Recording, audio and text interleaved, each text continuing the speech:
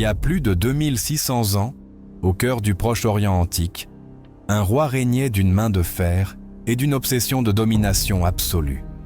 Son nom, Assurbanipal, dernier grand roi de l'Empire assyrien, dont le règne 668 à 631 avant notre ère, JCC environ, marqua l'une des périodes les plus brutales et fascinantes de l'histoire de l'humanité. Mais derrière sa bibliothèque légendaire, considérée comme la première au monde, et ses réalisations architecturales monumentales, se cachait un souverain qui utilisait la terreur comme moyen de contrôle. Parmi les nombreuses atrocités qu'il a commises, l'une d'elles se distingue par son symbolisme glaçant. Il fit couper la langue de tous ses ennemis vaincus. Pourquoi mutiler la langue? Parce qu'il voulait détruire non seulement les corps, mais aussi la capacité de parler, de raconter des histoires, de transmettre la mémoire. C'était une façon d'anéantir l'identité même de ses rivaux, s'assurant qu'ils ne puissent plus jamais revendiquer le pouvoir ou la dignité. Cette pratique, bien qu'extrême, faisait partie d'une stratégie délibérée pour semer la peur parmi ses sujets et ses adversaires. Si vous saviez qu'affronter Assurbanipal signifiait perdre votre langue, ou pire, vous y réfléchiriez à 2 fois avant de vous rebeller. Le roi n'agissait pas par pure folie, mais dans le cadre d'un système politique et religieux où le pouvoir absolu reposait sur un déploiement constant de force. Les Assyriens étaient célèbres pour leur brutalité, mais sous Assurbanipal, cette politique atteignit des proportions presque théâtrales. Des scènes d'exécution, de torture et de mutilation sont gravées sur des bas-reliefs en pierre, témoignages crus qui nous choquent encore aujourd'hui par leur brutalité. Sur ces images, on voit des prisonniers décapités, écorchés vifs ou traînés par des chevaux, la langue et les mains amputées. Assurbanipal n'était pas seulement un guerrier, mais aussi un fin stratège. Il savait que la violence devait être visible et mémorable. Ses campagnes militaires visaient non seulement à conquérir des territoires, mais aussi à envoyer un message clair. La résistance sera punie de manière inhumaine et ce message ne se limitait pas à ses ennemis directs. Il s'adressait également à son propre peuple, comme un avertissement tacite de ce qui arriverait si quelqu'un osait remettre en question son autorité. Mais quel genre d'homme a bien pu ordonner de telles horreurs? Assurbanipal fut éduqué dès son plus jeune âge pour gouverner. Il apprit à lire et à écrire en sumérien et en akkadien, langue qu'il maîtrisait parfaitement, ce qui était rare, même parmi les rois de son époque. Il était également un collectionneur passionné de savoir.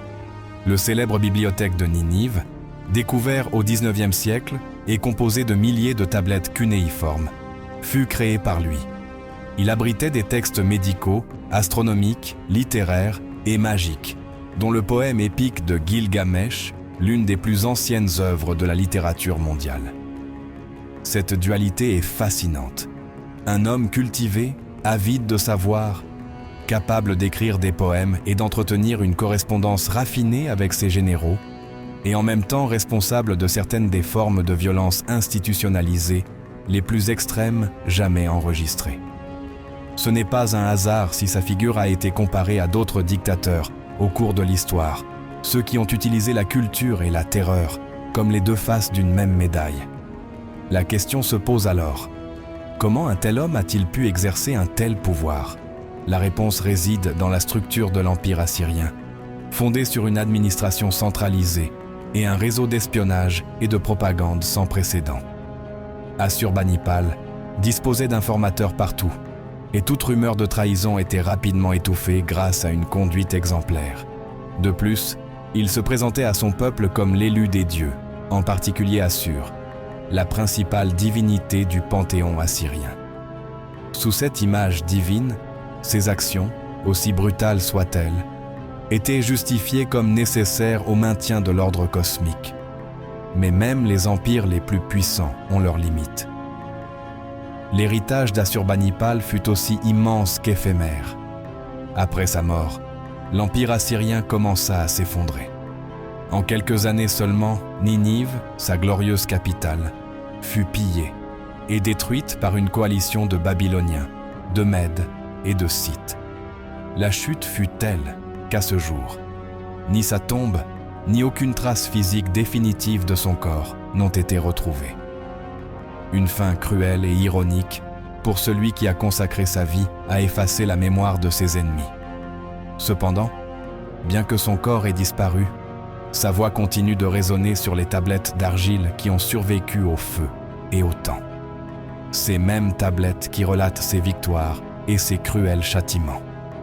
Et parmi elles, une phrase revient fréquemment dans ses inscriptions. Que quiconque lit ces mots tremble de peur. Telle était sa véritable ambition. Non seulement conquérir des terres, mais aussi instiller une peur si profonde qu'elle perdurerait pendant des siècles. Et d'une certaine manière, il y est parvenu. Aujourd'hui, des milliers d'années plus tard, nous parlons encore de lui, nous demandant comment un homme a pu combiner autant de sagesse et autant de cruauté en une seule vie. Assurbanipal n'était pas destiné au trône à sa naissance. Il était le deuxième fils du roi Assaradon, et à l'origine son frère aîné, Shamash-Shumuukin, fut désigné comme héritier du vaste empire assyrien. Cependant, la politique intérieure, les intrigues de palais et les jeux de pouvoir entre les factions nobles ont fait qu'Assurbanipal a été formé dès son plus jeune âge pour occuper un poste qui, en théorie, ne lui appartiendrait jamais de droit direct. Mais rien n'est définitif à la cour assyrienne, où la loyauté était aussi inconstante que le vent du désert. Son père, conscient du climat politique tendu et des rébellions constantes au sein de l'Empire, décida d'assurer l'avenir dynastique en nommant Assurbanipal souverain d'Égypte, même si, dans les faits, il n'eut jamais le contrôle absolu de ce territoire. L'important n'était pas le poste, mais la préparation. Dès son plus jeune âge, Assurbanipal suivit une éducation rigoureuse, destinée à le former non seulement en chef militaire, mais aussi en administrateur impitoyable et en symbole vivant de la volonté divine. Les Assyriens croyaient fermement que l'ordre de l'univers dépendait du roi. Il était l'intermédiaire entre les dieux et les hommes, chargé de maintenir la paix par des châtiments exemplaires. Dans ce contexte, la cruauté n'était pas perçue comme un mal, mais comme une justice divine appliquée sans pitié. La violence extrême avait une finalité religieuse et politique. Rappeler à tous que défier le roi équivalait à défier le cosmos tout entier. Assurbanipal fut éduqué par les meilleurs professeurs de son temps. Il apprit l'histoire, les mathématiques, les rituels religieux et la stratégie militaire. Mais il fut également formé à l'art de la propagande, à la manière de se forger une image publique inébranlable. Ses lettres personnelles, dont beaucoup sont conservées dans les tablettes de Ninive, révèlent un homme profondément paranoïaque, obsédé par la trahison et entouré de conseillers qui rivalisaient pour obtenir ses faveurs tout en s'accusant mutuellement de complot. Toute décision importante était d'abord examinée par des devins. Et si un présage était négatif, Assurbanipal pouvait annuler des campagnes militaires entières. Mais lorsque les dieux donnèrent leur approbation, il agissait avec une détermination brutale. Dès sa jeunesse, il affichait déjà des traits de personnalité qui allaient définir son règne. Perfectionnisme, paranoïa, besoin de contrôle absolu et soif insatiable de reconnaissance. Ces éléments combinés ont fait de lui un souverain qui désirait non seulement être obéi, mais aussi craint. Il ne lui suffisait pas de remporter des batailles, il lui fallait laisser un héritage indélébile, gravé dans la pierre et dans la chair. Lorsqu'il monta enfin sur le trône vers 668 avant Jésus-Christ. J.C., après la mort prématurée de son père lors d'une campagne, Assurbanipal ne perdit pas de temps. Il hérita d'un empire qui s'étendait de l'Égypte à l'Iran, mais qui était criblé de faiblesses, des satrapies rebelles, des alliances fragiles et des ennemis guettant le moment opportun pour frapper. Il savait qu'il ne pouvait se permettre de faiblir. Son message devait être clair dès le premier jour. « Je suis le maître, et ma parole fait loi. » Ainsi commença son règne. Par le feu, le sang et la terreur. Ses premières campagnes furent menées contre les rebelles du sud de la Mésopotamie, dont son propre frère, Shamash-Shumuukin. qui s'était proclamé roi de Babylone et refusait d'accepter son autorité. Cette guerre fratricide dura des années et se termina par la destruction totale de Babylone, temple sacré et bibliothèque compris. Le frère, encerclé et sans issue, choisit de se jeter dans les flammes plutôt que de se rendre. Un acte de dignité qui contraste fortement avec le manque de compassion d'Assurbanipal. Cet épisode marqua un tournant. Si l'un de ses proches osait le défier, quel exemple donnerait-il en le laissant impuni? Il décida qu'il n'y aurait aucune limite. Ni le sang ni la religion ne protégeraient ceux qui s'opposeraient à sa volonté. Les conséquences de la désobéissance seraient invisibles, brutales et absolues. C'est alors qu'il institutionnalisa une série de pratiques terroristes qui nous paraissent inimaginables aujourd'hui. Parmi elles, la célèbre coupe de la langue CE, châtiment, n'était pas une coïncidence. La langue symbolisait la capacité de parler, de mentir, de conspirer et de revendiquer le pouvoir. En la retirant, Assurbanipal réduisait non seulement physiquement l'ennemi au silence, mais le transformait aussi en un souvenir vivant du sort réservé à ceux qui osaient l'affronter. Souvent, ces prisonniers mutilés étaient exposés publiquement sur les places de Ninive, avec d'autres trophées de guerre, des têtes sur des pieux, des mains empilées en offrandes aux dieux, et des inscriptions détaillant les atrocités commises. Ce qui est frappant, c'est que tout cela a été non seulement réalisé, mais aussi immortalisé avec fierté. Les scènes sont gravées en relief sur les murs du palais royal, où des milliers de personnes pouvaient les admirer. C'était une sorte de publicité du pouvoir royal. Un message visuel disait « Regardez ce que je fais à mes ennemis ». Quelqu'un d'autre veut tenter sa chance? De plus, ces images étaient accompagnées de textes écrits en akkadien, dans lesquels Assurbanipal décrivait en détail ses victoires et ses châtiments.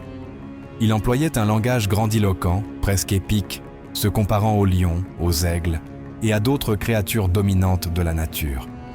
Il se présentait comme invincible, béni des dieux et doté d'une intelligence supérieure. Dans l'une de ses inscriptions les plus célèbres, il écrivait « Moi, Assurbanipal, roi d'Assyrie, fils d'Esaradon, roi d'Assyrie, que les grands dieux ont choisi avec amour et m'ont donné un règne éternel. » Ce genre de déclaration n'était pas de simple fanfaronnade. Elle s'inscrivait dans une stratégie de renforcement du pouvoir. Plus le discours était important, plus il était difficile de le contester. Et dans un monde où l'information circulait lentement et où les médias étaient illimités, contrôler le discours officiel était essentiel. Mais derrière cette façade de toute puissance, Assurbanipal était tourmenté par des visions de chaos et de défaite. Dans ses lettres privées à ses prêtres et astrologues, il exprimait sa constante inquiétude face aux trahisons, aux maladies et aux mauvais présages. Il ordonna même des exorcismes collectifs au palais, des sacrifices humains symboliques et des rituels nocturnes pour éloigner les mauvais esprits. Il était fermement convaincu que l'équilibre du monde dépendait de lui et que la moindre erreur pouvait déclencher l'apocalypse. Cette paranoïa, paradoxalement, renforçait sa tendance à la violence. Si chaque jour qui passait sans révéler une trahison était une victoire, alors la surveillance constante et le recours à la terreur étaient des outils indispensables. Il ne pouvait se permettre de faire confiance à personne car n'importe qui pouvait être le prochain traître. Au fil de son règne, Assurbanipal consolida un système de gouvernement fondé sur la peur, la censure et l'élimination systématique des rivaux. Ses généraux et gouverneurs savaient qu'un échec signifiait la mort, ou pire, une humiliation publique suivie de tortures prolongées. Cette situation garantissait une obéissance aveugle, mais semait aussi un profond ressentiment qui, au fil du temps, contribua à l'effondrement de l'Empire. Pourtant, de son vivant, Assurbanipal parvint à contrôler un immense territoire, peuplé de millions d'habitants de cultures, de religions et de langues différentes. Tous soumis à un même règne, unifiés par la crainte et la gloire d'un seul homme. Mais comme dans toutes les histoires de puissance extrême, la question est toujours la même. Combien de temps un empire bâti sur la terreur peut-il perdurer? La bibliothèque de Ninive? Le côté lumineux d'un roi sombre. À première vue, il semble contradictoire qu'un homme dont le règne a été marqué par la violence et la terreur soit également le créateur de la première bibliothèque du monde connu. Une collection de plus de 30 000 tablettes d'argile qui contenait tout le savoir de leur époque. Mais c'est précisément cette dualité qui les rend si fascinants. Assurbanipal, c'était un monarque cruel, certes, mais aussi l'un des plus grands mécènes du savoir dans l'Antiquité. Situé dans la capitale assyrienne de Ninive, le bibliothèque d'Assurbanipal II n'était pas seulement un dépôt de textes, mais une institution destinée à concentrer, préserver et gérer le savoir du vaste empire. Ces tablettes contenaient des traités médicaux, des manuels d'astronomie et des recettes pharmaceutiques, ainsi que de la littérature épique, de la mythologie et des rituels religieux. On y a même découvert des exemples de ce que nous appellerions la psychologie primitive, avec des diagnostics de troubles mentaux attribués à la possession démoniaque ou à des influences astrologiques. Le fait qu'Assurbanipal ait rassemblé ce trésor culturel en un seul lieu en dit long sur lui. C'était un homme obsédé par le contrôle, non seulement politique ou militaire, mais aussi intellectuel. S'il maîtrisait l'information, il maîtrisait la réalité elle-même. Il ne s'agissait pas seulement d'accumuler de la sagesse, il s'agissait de décider quelles connaissances doivent survivre et lesquelles ne doivent pas survivre. Mais comment en est-il arrivé à une telle création? Bien que son éducation fût strictement royale, elle incluait un parcours académique inhabituel pour un roi de son époque. Dès son plus jeune âge, il apprit à lire et à écrire en sumérien et akkadien, langue principalement utilisée par les scribes et les prêtres. Dans l'une de ses inscriptions les plus célèbres, Assurbanipal se vantait « Par la grâce de Nabu, le dieu de la sagesse, j'ai reçu le don d'écrire. Je peux lire les tablettes complexes de Sumer et d'Akkad, même celles qui sont difficiles à comprendre. » Ce niveau d'érudition lui permit de s'entourer d'un cortège de spécialistes, de traducteurs et de copistes qui travaillèrent jour et nuit à la transcription, à l'organisation et au catalogage de milliers de documents provenant de toute la Mésopotamie. Nombre de ces tablettes furent obtenues grâce au pillage de villes ennemies comme Babylone ou Élam, où des bibliothèques entières furent confisquées et emmenées à Ninive. Ainsi, la connaissance de l'ennemi fut non seulement absorbée, mais devint une partie de l'héritage assyrien. Mais ce n'était pas un acte désintéressé d'amour pour la culture. Comme tout ce qu'il entreprenait, Assurbanipal avait un objectif stratégique derrière la création de sa bibliothèque. Les tablettes l'aidaient à prendre des décisions politiques, militaires et religieuses. Les présages, les prévisions astrologiques et les textes magiques étaient des outils de gouvernement. Lui-même consultait ces documents avant de se lancer dans des campagnes ou d'opérer des changements à la cour. De plus, l'accès à tant de textes lui conférait un avantage diplomatique. Connaître la pensée de ses rivaux, les dieux qu'ils vénéraient, leurs légendes et leur façon de résoudre les conflits juridiques lui permettait de mieux gérer les relations internationales. La bibliothèque ne se contentait pas de stocker le savoir, elle l'utilisait comme une arme. L'un des trésors les plus précieux de la bibliothèque est l'épopée de Gilgamesh, le plus ancien poème épique du monde conservé. Ce texte contient une version mésopotamienne du déluge, très proche du récit biblique de Noé, et évoque la quête de l'immortalité. Il est à noter qu'Assurbanipal possédait plusieurs exemplaires de ce texte, ce qui suggère qu'il s'intéressait personnellement à des thèmes profonds, tels que la mort, le destin et la signification du pouvoir. Des tablettes consacrées à la médecine ont également été découvertes, décrivant des affections telles que l'épilepsie, la dépression et la douleur chronique, ainsi que des remèdes à base de plantes, de minéraux et d'incantations. D'autres textes traitaient d'astronomie, avec des prédictions d'éclipses et des observations détaillées du mouvement des planètes. Ces documents démontrent que les Assyriens possédaient une connaissance approfondie du cosmos, même s'ils l'interprétaient dans un cadre religieux. Mais le plus surprenant est peut-être la découverte dans la bibliothèque de ce que nous appellerions aujourd'hui des manuels de renseignement ou guides d'espionnage.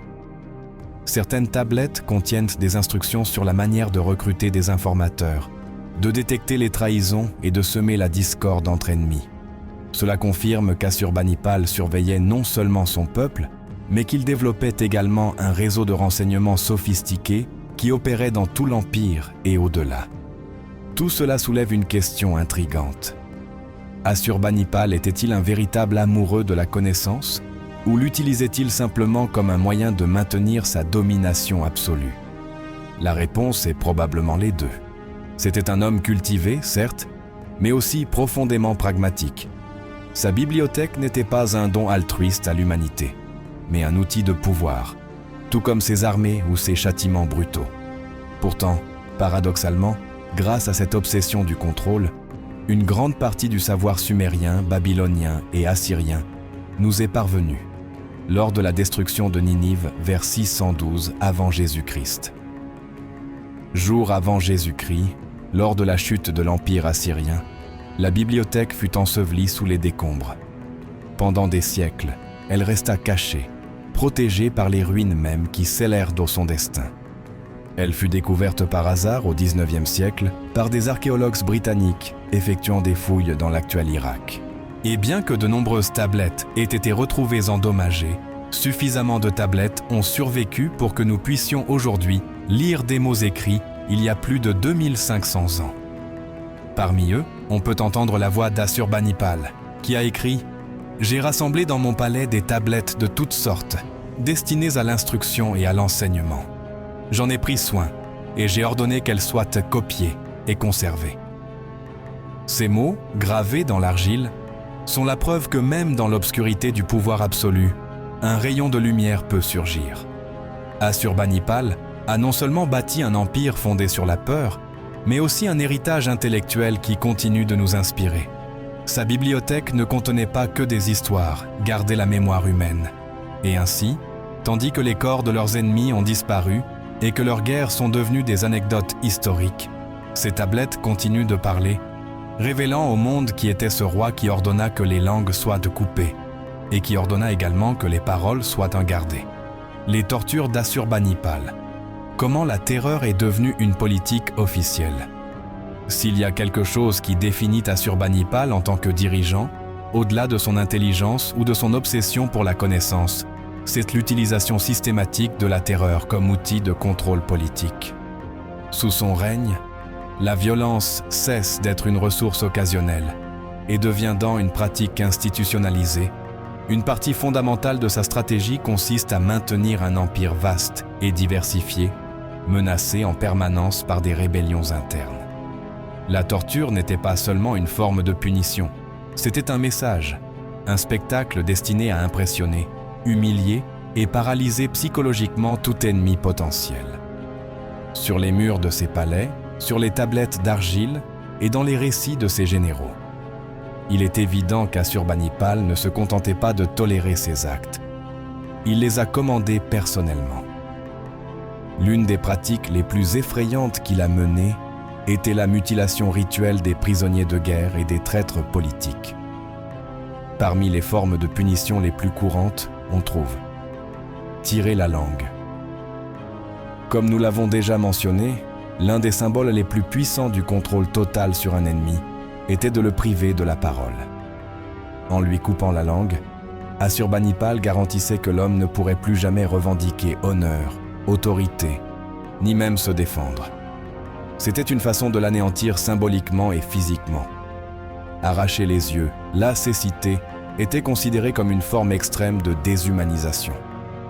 Privé de la vue, le prisonnier était handicapé, tant physiquement que métaphoriquement. Il ne pouvait voir ni son destin, ni le monde qu'il avait trahi. Nombre de ces hommes étaient alors contraints de travailler à des travaux publics ou à des travaux subalternes, sous le soleil impitoyable de Mésopotamie. Désolés vivants, c'était l'une des formes d'exécution les plus brutales. La peau entière était retirée du corps du condamné encore vivant, puis exposée comme trophée. Des scènes de ce genre apparaissent sur des bas-reliefs du palais de Ninive, qui montrent des corps pendus à des poteaux ou étendus sur des structures cérémonielles. Empaler les traîtres à l'instar d'autres souverains sanguinaires comme Vlad l'Empaleur, des siècles plus tard, Assurbanipal utilisait cette technique comme avertissement visuel. Des cadavres empalés étaient replacés à l'entrée des villes conquises, rappelant ainsi ce qui attendait ceux qui osaient se rebeller. Égorgements publics, les exécutions de masse étaient un des événements planifiés pour coïncider avec des fêtes religieuses ou des victoires militaires. Le roi était alors le protagoniste absolu d'un drame sanglant où il démontrait sa puissance divine. Ces méthodes n'étaient pas des improvisations de soldats brutaux sur le champ de bataille, faisaient partie d'un protocole établi par le monarque lui-même. Il existe d'ailleurs des documents officiels dans lesquels Assurbanipal donne des instructions détaillées sur le traitement des prisonniers. Dans une lettre adressée à l'un de ses généraux, il écrit « Pour les chefs de la rébellion, coupez-leur la langue et crevez-leur les yeux. Pour les autres, tuez-les à coups d'épée tranchante et placez leur tête sur des poteaux. » Ce niveau de détail suggère qu'il voulait non seulement que les ennemis meurent, mais que mouraient d'une manière spécifique, conçue pour maximiser l'impact psychologique sur les témoins et sur ceux qui le découvriraient plus tard. Assurbanipal a également utilisé le punition collective si une ville entière se soulevait contre lui. Il ne se limitait pas à punir les dirigeants. Des familles entières étaient déportées, réduites en esclavage ou tout simplement éliminées. Enfants, personnes âgées et femmes innocentes étaient victimes de représailles. Destinées à envoyer un message clair, il n'y aura aucune pitié pour quiconque rompt sa loyauté envers le roi. Un exemple particulièrement brutal s'est produit lors de la campagne contre Élam, un ancien rival de la Syrie situé dans ce qui est aujourd'hui l'Iran.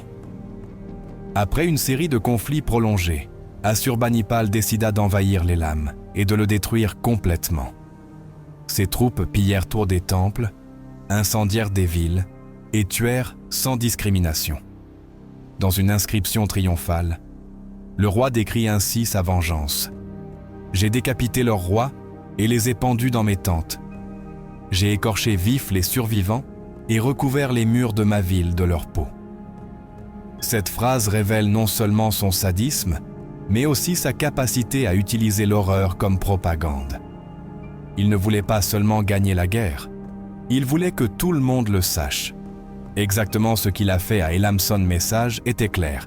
Si vous m'affrontez, votre civilisation sera rayée de la carte.